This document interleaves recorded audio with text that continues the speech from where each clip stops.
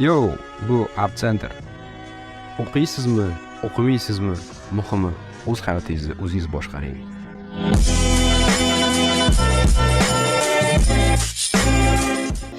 O'rtoq abituriyentlar, hammaga salom. Sizlar App Center kanalida. Bugun biz sizlar bilan ekonomika moliya fakultetini to'liq ko'rib chiqamiz.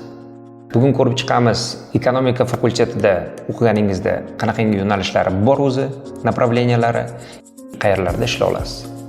Ekonomika fakultetida bizda bir nechta направлениялар bor. Birinchisi bankovское дело.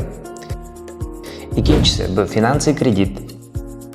Uchinchisi bu buxgalteriya. To'rtinchisi bu audit.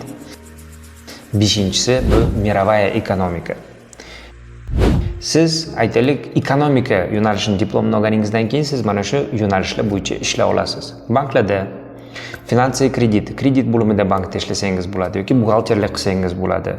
Yoki siz частный firma, частный kompaniyalarda siz finansist bo'lib ishlay olasiz. Ekonomist bu o'zi hisob-kitobga javob beradigan odam. Bu kompaniyaga keladigan miqdordagi pulni kontrol qiladigan, chiqadigan pullarni hammasini kontrol qiladigan odam. Masalan, misol qilib aytaman, bizda studentimiz bor, Hilola Shodmonova. Moskvada Moskovskiy politexnicheskiy universitetda mana suratlarda ko'rib turibsiz. 2024-yil diplom oldilar. Diplom olgandan keyin fakultet ekonomika. Hozir O'zbekistonda Samarqandda ichki ishlarda отдел kadrovda ishlayaptilar. Shunga siz nafaqat mana shu 5 ta aytib o'tilgan yo'nalishda, davlat ishxonalarida ham ishlasangiz bo'ladi. Davlat korxonalari ham ekonomika yo'nalishi bilan, ekonomika diplomi bilan sizni ishga olsa bo'ladi, отдел kadrovga. Misol qilib aytganda. Shunga o'rtoqlar, yo'nalish tanlaganda, o'qishga kirganingizda to'g'ri qaror qabul qiling.